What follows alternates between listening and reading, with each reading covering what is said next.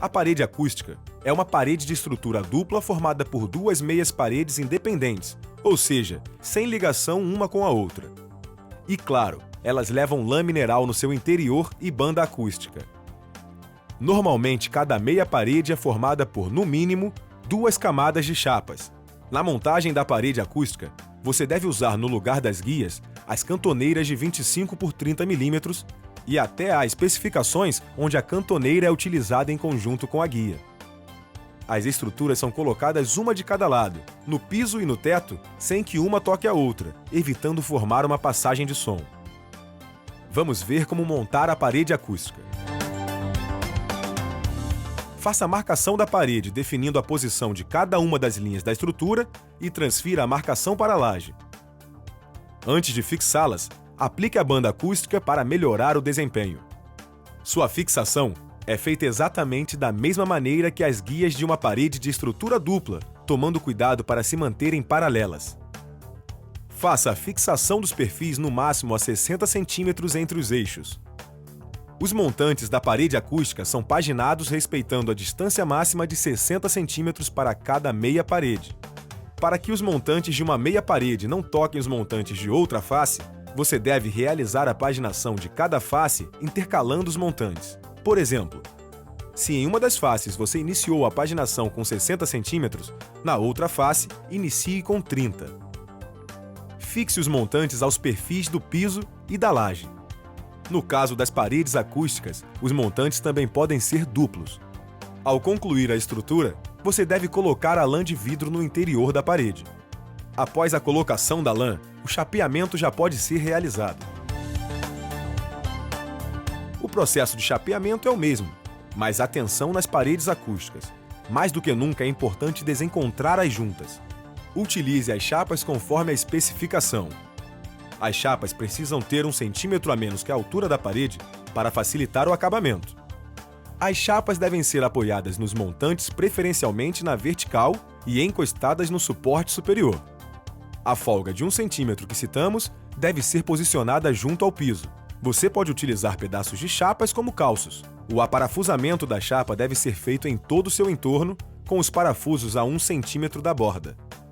Nas pontas, você deve colocar os parafusos formando um triângulo, a uma distância de 5 centímetros das bordas.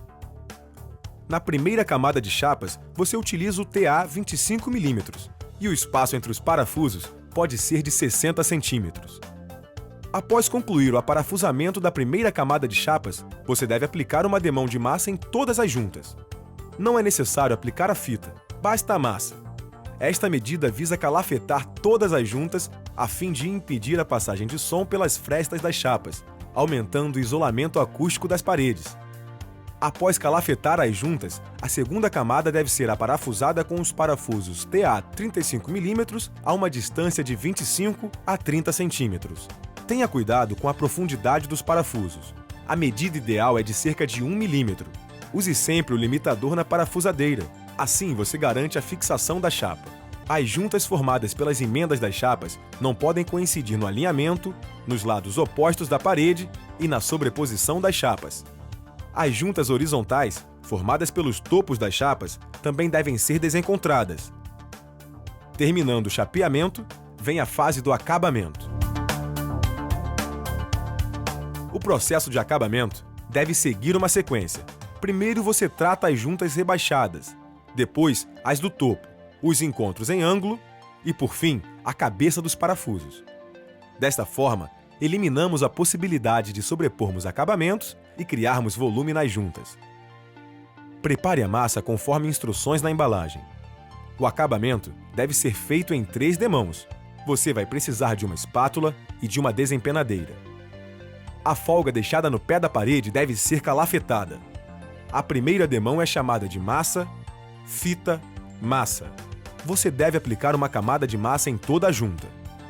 Depois, você vai colocar a fita JT e retirar o excesso de massa, apertando bem a fita para não ficar com bolhas ou vazios.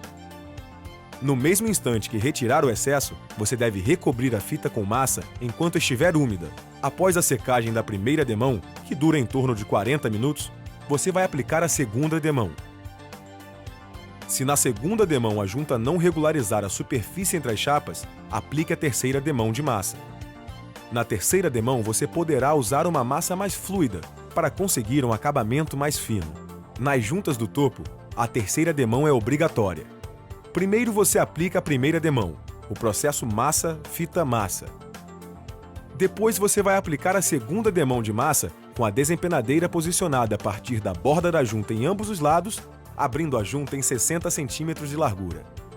Para finalizar, aplique a terceira demão sobre o eixo da junta.